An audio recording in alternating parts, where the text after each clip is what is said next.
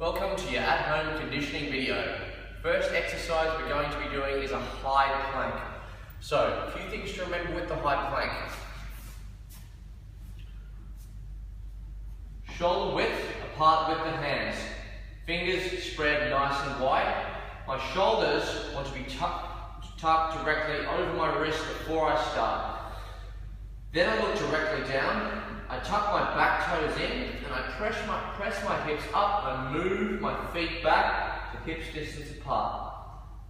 From there, I bring my shoulders back over my wrists and I breathe it out in this position. 30 seconds.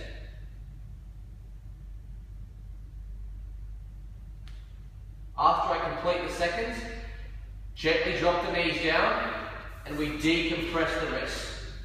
Taking the wrist the other way, releasing the strain. Then from here, I draw 6 circles, clockwise and anti-clockwise, then 6 circles, clockwise and anti-clockwise with the wrists. Exercise number 2. This is a cobra to open up the back. What we do, we start up nice and tall. Bring the hips back towards the bum.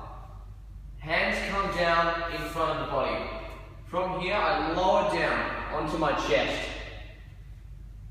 My hands are just below my elbows. The fingers are still spread.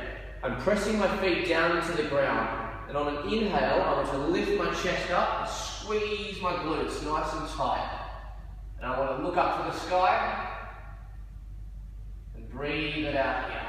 Very important to squeeze my glutes nice and tight in order to protect my lower back. We don't have to extend all the way up through the arms. We can have a slight bend, which is called a baby cobra, which is a modified version of the expression.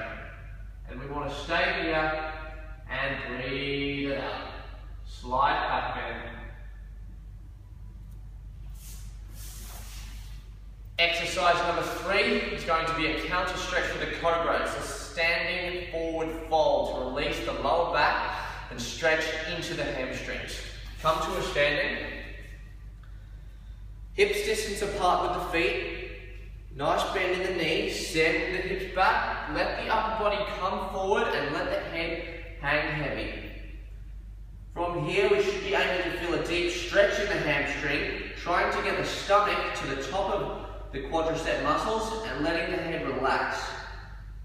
Whether your hands are on the ground or on the shins or just above the knee, depending on how flexible you are, I don't mind. Go within your limit. You just need to ensure that there's no pressure in the lower back, a nice bend in the knee, and the head relaxes forward, and we should be feeling a stretch down the back of the hamstrings, back chain of the body. Breathe it out.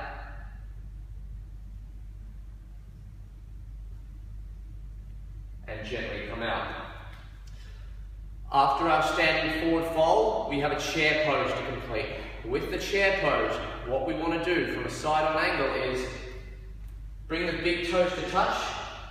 You should be able to always see your tippy toes, so your knees must be slightly behind your tippy toes. In order to do so, from here I need to bend from the hip and push my hips back. Once my hips are back and I can see my toes, I then want to lift my chest up. Squeeze my glutes, and then from there I want to keep the fingers spread, internally rotating the pinkies to open the chest up, and bring the hands up above the head. Look up and hold. Reaching through those fingers, sucking in those core muscles and grounding through the heels of those feet to activate those glutes and hamstrings. Final exercise is a press up on the knees. Nice and simple. Start in a tabletop position. Knees together, slightly behind hip. Hands are shoulder width apart, slightly in front of shoulders this time.